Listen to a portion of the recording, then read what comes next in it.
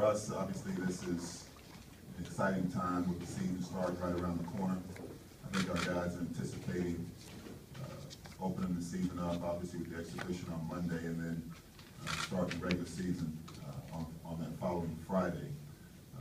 We're about 3 weeks into practice. I think we're at that stage now where I think our guys are ready to play some outside competition.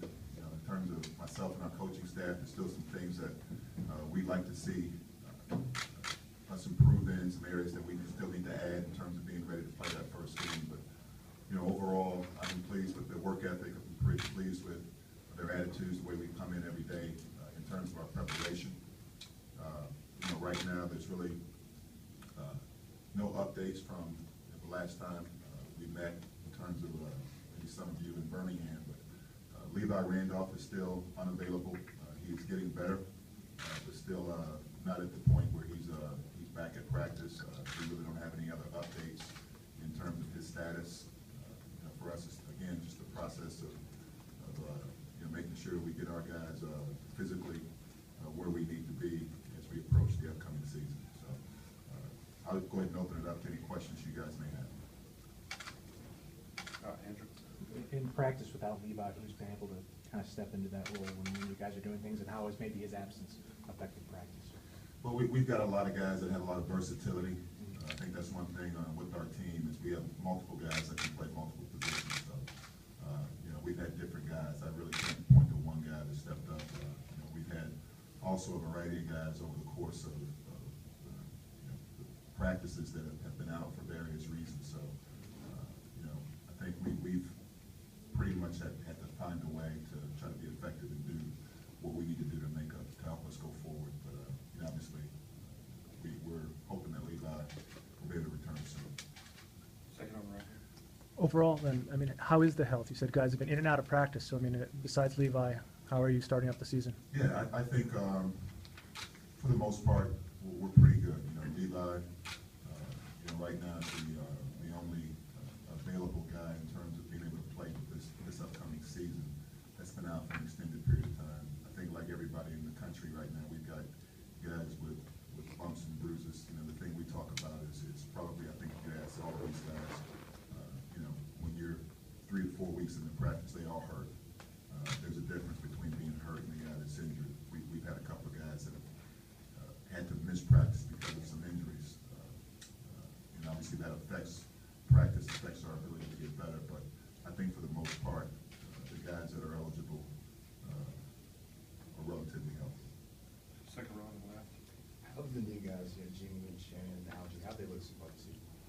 I've been pleased with their progress. I think every day those guys get a better feel, better understanding, more comfortable with what we're asking and what it's going to take for those guys to have the impact that they want to have on our team. With Algie, is there a difference because he's a junior college transfer? What kind of process does it? Yeah, I think obviously being an older guy, first and foremost, he's just more mature. I think his personality is that of a more mature kid. So I think you see that. But in terms of learning the terminology and the system and all that stuff, it's all good. The other thing that helps all those guys is the fact that we took the overseas trip this summer. They got a chance to practice and to play and to get a feel for what the expectations are. Third row on the left. With Carl Engstrom coming back, how do you think he's progressed and do you think he's ready for the season? Yeah, I think, obviously almost 11 months ago, he went down with an ACL injury. So I think if you look at where he is right now, he's doing really, really well in terms of his recovery.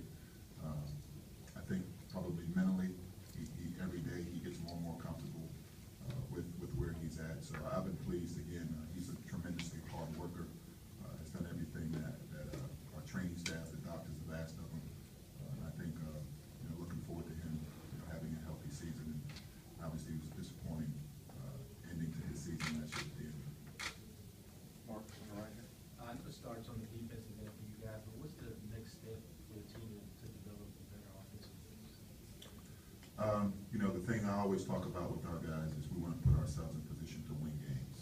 So for us, we don't have, our guys have to play both ends, offensively and defensively. So we try not to compartmentalize realize it. You know, we got basketball players, so we want to be a team that plays our identity on both ends of the floor, 94 feet both ways, offensively and defensively. So that's the way we practice, and I think that's what our guys are trying to do on a daily basis. Any questions for the players? No, you do.